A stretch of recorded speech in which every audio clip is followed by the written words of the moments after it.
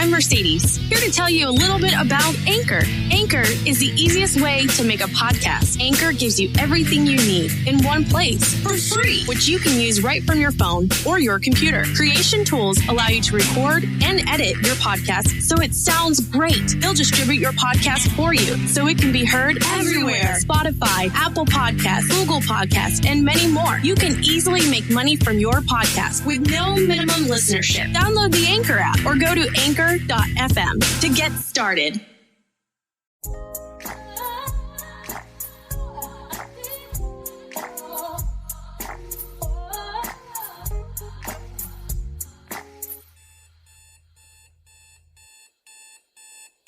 I sat in this quiet nirvana, wondering how love had quickly become regret, dipped in this trespassing emotion. His face stained my brain with thoughts of what could have been, if only we allowed ourselves to truly feel.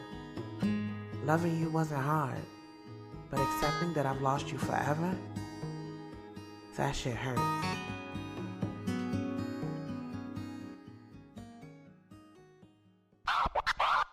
It had been a few weeks since Lemar and I stopped talking, and the shit was tough.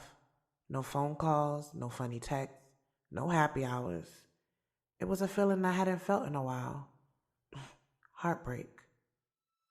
I couldn't even wrap my mind around the fact that I was feeling this way. I mean, how do you feel heartbroken over someone you never were in a real relationship with? I couldn't explain it, but it was like I was in mourning. I didn't want to go anywhere. I didn't want to talk to anybody. The worst part about it was that at work, we had to coexist, so I couldn't even heal in peace. I had to see his face every single day. Whenever I saw him in the building, it was strange. He would just look straight through me like I wasn't even there, and I felt kind of empty. Everybody knew something was up with us. They didn't know what. But our closeness always raised a few eyebrows, even when absolutely nothing was going on. But now that we weren't talking, folks were really taking notice.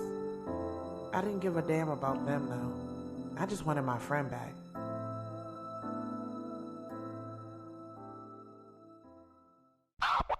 I played it cool, but on the inside, I was a hot-ass mess. Do you know how long I waited to hear him say all the words he had written in that letter? Only to have them crossed out with no regard. I get it. I shouldn't have been dealing with Corey and Lemar at the same time.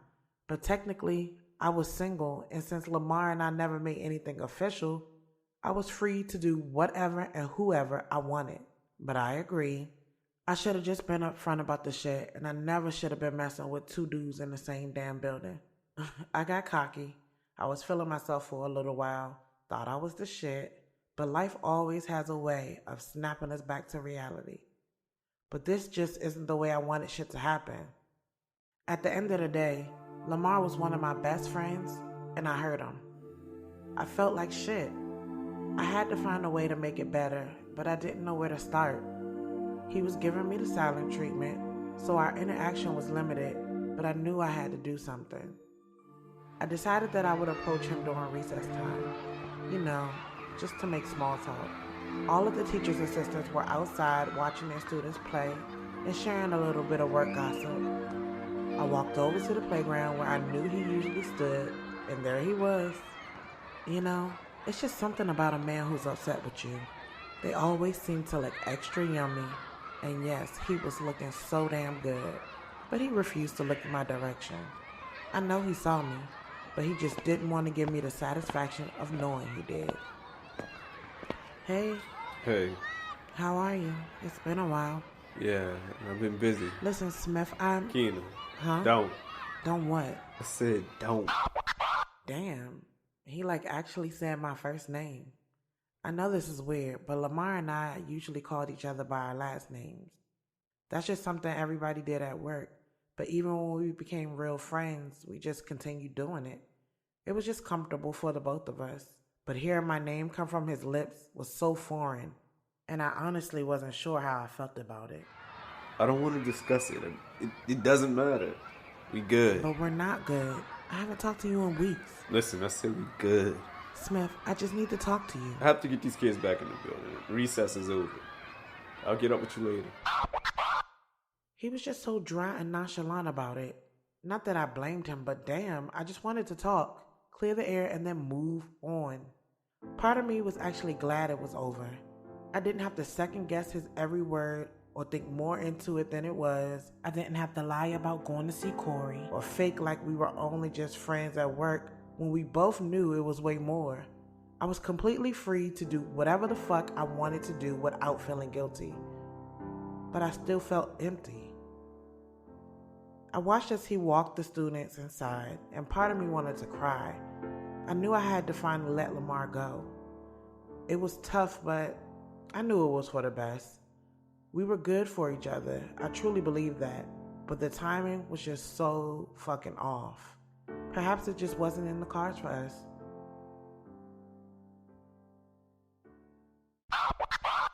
How did we even get here?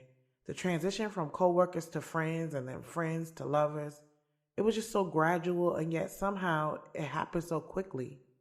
From the moment I met him, I knew there was something there, but we just hit it off as friends, and so that's what it was. We were friends. He slipped up and revealed that he loved me about 2 years ago. It was a fun happy hour night with a few of our other coworkers. We were all juiced up, sitting at the bar, talking and laughing like we always did after a tough week. Lemar was sitting next to me, enjoying his vodka and cranberries. At the time, we were strictly friends. I saw him as like a little brother. We talked about everything. Yo, I promise you, that was a shit stain on the back of her leg. Shut up. Miss Moody is a grown-ass woman, Smith. There is no way she had a shit stain on her leg. Man, listen, it was. She had just come back from the bathroom and stepped back into the classroom. She turned around to get one of the kids back into their seats, and that's when I saw it. It was like a little trickle of shit on the back of her leg. You know she always got on one of those skirts that get stuck in those granny panties. Maybe she didn't wipe good. I don't know. But it was shit. Yo, you lying. No lie, Matthew. No lie. Well, why didn't you tell her so she could go clean herself up? Man, that wasn't none of my business. I was just an innocent bystander. I ain't got nothing to do with that. That's so wrong. So if I had shit on my leg, you wouldn't tell me? Well, first of all, that's nasty. Yeah, I'll tell you. That's different. Different how? Shit is shit. I mean, I'm saying, we closed it. But the courtesy is still the same. Listen, I don't get involved with shit like that. No pun. Lemar always knew how to get me to act a damn fool in the bar. He was hilarious, and so we usually were the loudest people there. I looked over at him and noticed he was staring at me, like, hard. What? Alright, so I should probably tell you about that ranch sauce that's on the side of your lip dish. Shut up. For real. You want me to get it? Before I had the chance to answer, he leaned in closely to me and gently wiped my face with his finger. But there was just something about it. The way he touched me was like intimate, almost as if I was his girl. It just totally threw me off, but I ignored it, and we continued drinking and shooting the shit. Later on that night, he dropped me off at my house. We sat outside for a few minutes like we always did, just to recap on all the funny shit that had happened at the bar. Man, that one dude was trying hard as hell to get that chick sitting next to us. Yo, I know. I think you got her, though. She was trying to play hard to get, but he was not giving up. Yeah, that's how y'all do. Always playing hard to What get. you mean, y'all? Don't be grouping all women together. But I mean, there's nothing wrong with a woman leaving a little something to the imagination and making the man work for it. Oh, is that what you do? Make the man work for it? Absolutely. If you want me, you gotta make an effort, and that takes more than just buying me a drink and telling me I'm beautiful. He shook his head and laughed as if I had made his entire night. But there was a second of awkward silence right before he just blurted it out. I love you, Matthew. Shut up. That's hella random. You're drunk, Smith. No, I'm serious. It came out of nowhere. I didn't even know what to say, but I just kind of laughed it off. He grabbed my hand and looked directly into my eyes. The funny part about it is, I knew he was serious. His expression read that he was relieved to be getting that shit off his chest, as if it was something he had been keeping to himself for a while. I could see it in the way he looked at me that he meant every word, but I wasn't sure as to why he was saying it now. I mean, when we first met, I noticed he was a cutie, but at the time I was sort of engaged to my ex-headache Brian, and so I really wasn't checking for nobody. Lemar and I were simply co-workers who became good friends, and I never questioned that. Well, until that moment. I did what any normal, emotionally drained woman would do. I changed the subject. Boy, shut up. Anyway, let me get in this house. I have some writing I gotta do. Call me as soon as you get home so I know you made it safely. Of course. I turned to get out of the car and wham! He grabbed my face and laid a kiss on me that almost knocked my motherfucking socks off. It was so sexy and aggressive, and I didn't even know how to react, yo. Part of me was confused, but the other side was hella turned on. I mean, that kiss? Shit. Don't get all weird on me. I sat there for a moment stuck, like I could feel his eyes on me, but I refused to look in his direction. Nah, I'm good. I gotta go. We'll call you when I get in. Drive safely. Look, he had me stumbling and mumbling all over my damn words, and I didn't know what the fuck to do. I just got out of that fucking car so fast and ran in the house. But I was left with the taste of the sweet kiss on my lips, and I was hooked. I wanted him so bad. 2 years later, and ironically, we were still in the same place, trying to figure out what to do with whatever the fuck this was. I'll be honest, Lemar was too guarded, and I was emotionally unavailable. I purposely kept him at a distance because I didn't have the time or the energy to waste on another relationship. I didn't want to get hurt. My ex Brian took everything out of me, and I had nothing left to give. My heart wanted to love Lemar, and a part of it did, but that wasn't enough. That didn't keep me from seeking other pleasures. I had convinced myself that he really didn't matter that much, but deep down, I knew he did. Lemar had dated girls before, but he had never really experienced a serious relationship, and so he didn't know how it all worked. To top it all off, he really wasn't the expressive type, and so that made him kind of hard to read, and I hated that shit. I knew how he felt about me, but he never really expressed it, and that drove me insane. I needed to hear that.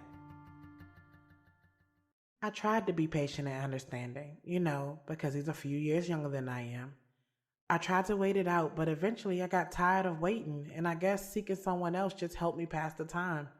Corey was that person who kept my mind off things. With him, there was nothing to figure out. He was just a good fuck, and for me, anything to keep my mind off of whatever I was trying to accomplish with Lemar was a good thing. When I first saw Corey, I knew I wanted him. Not to be all 90s with it, but he made my temperature rise and my panties wet. He had the whole grown man thing going on. He dressed nicely, he smelled good. Yeah, he had a little swag about him. He knew he was sexy. I generally despise men who were full of themselves. But nah, I set my claim on him early. Like I told you before, I'm the strong and silent type. But when I see what I want, I go get it. He had no clue what was about to happen to him. But me, yeah, I knew exactly what I had in mind for him.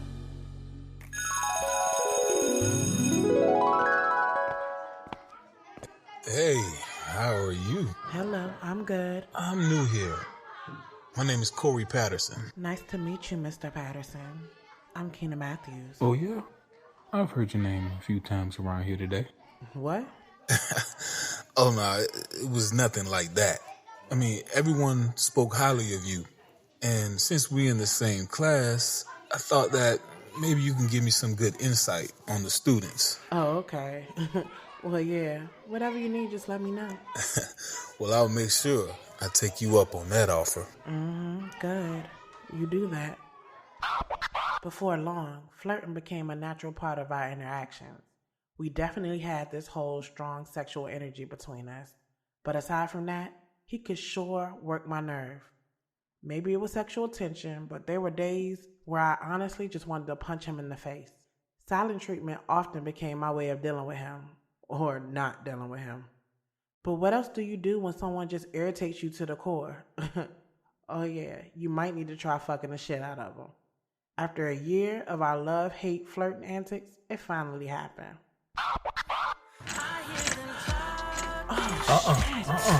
Talk that shit now. Oh my God. I don't hear your smart ass mouth now. Yeah. Take this dick. You like this dick, don't you? Tell me you like this dick, girl. This dick is so good. Get deep in this pussy. Ooh, you want me deeper? Yes, get You want me deeper. deeper, girl? Say it. Get deep in this pussy. Damn, this pussy's good. Shit! The way we fucked each other was filled with so much passion. We were finally able to let go of that sexual frustration, and when we did, trust me, it was nothing less than amazing. I knew I had to have it on a regular. There was no way we would just be a one-time thing. Lemar and I barely had sex, so Corey was definitely my saving grace. I needed that nasty, deep, sweaty, and intense fuck on a regular basis. I couldn't function without it.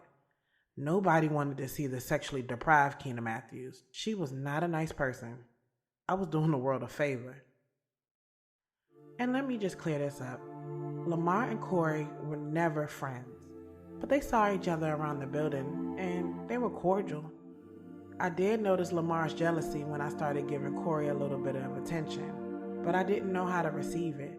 He would always say shit like, "There go your little boyfriend," or "Uh-oh, Matthews, I see you." You know, that type of shit to be funny, but I never actually thought he meant any of it.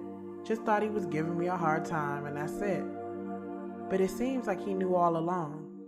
I wonder if that meant that others knew about it too. The last thing I needed was for the entire school to know that I had been fucking two dudes in the same building. I mean, don't get me wrong. There were people in that school fucking each other, but no one openly admitted it or spoke about it. But two, I would definitely go down in history for that one. For the rest of the day, I tried my best to avoid Lemar. I didn't even want to see him anymore. He had turned me down once, and so that was enough for me. I didn't even want to go there. Corey, however, was on some whole new "I want to be around you and spend time with you" vibe, and it just came all of a sudden. I obliged him, but I gotta admit, it was strange. I didn't know how not to hate him.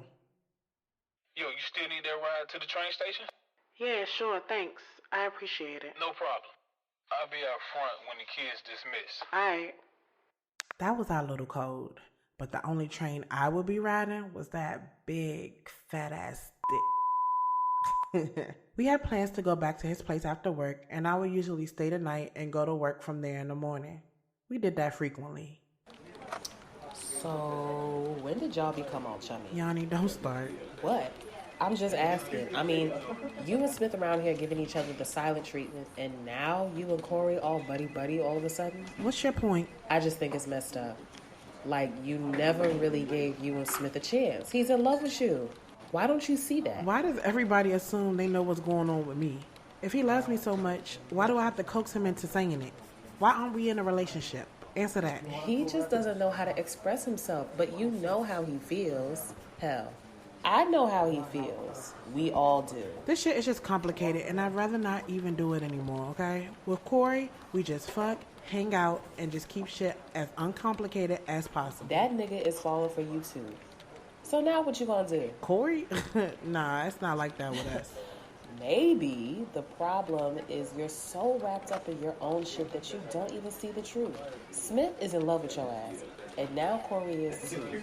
Open your eyes. You need to dead this love triangle now, Keena, before shit really hits the fan. It is dead. Smith is done with me. I'm good.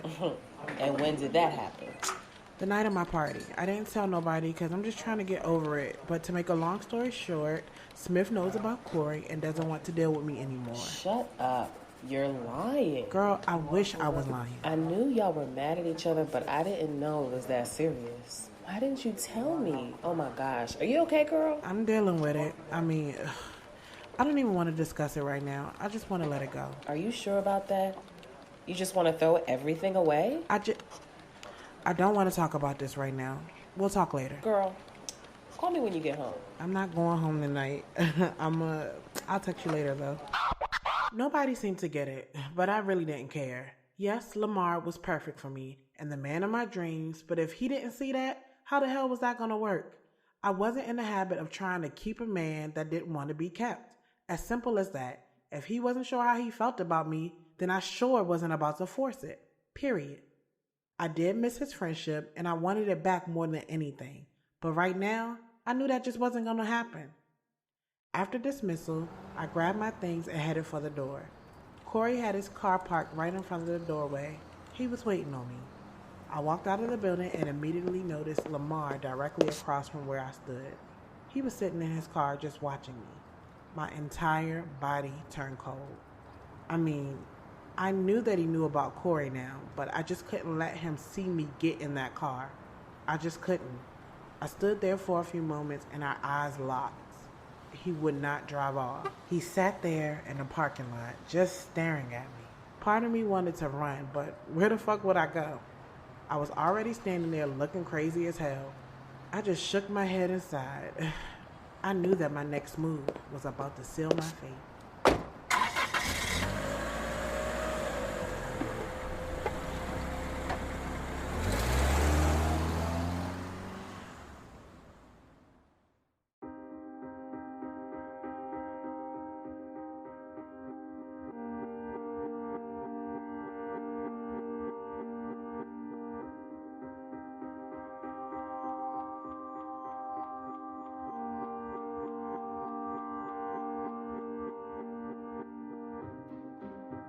Thanks for listening to this week's episode. Past Due was created and executive produced by Experience J. Music and sound design by Experience J, Leo Zaruki, Damon Green, John Bajork, Silver Maple. Podcast intro produced by Jonathan Gaither. Ad voiceover by Mercedes Lewis of My Promo Voice. Past Due was written by Experience J, starring Experience J, with an ensemble cast played by Jay DeWarlock, Zay Walker, and Candace Simpson. Musical artists featured on this episode include Spring Gang, Ed Mills, Aston Tur, Xavier Roussan, Deans, and Sianya.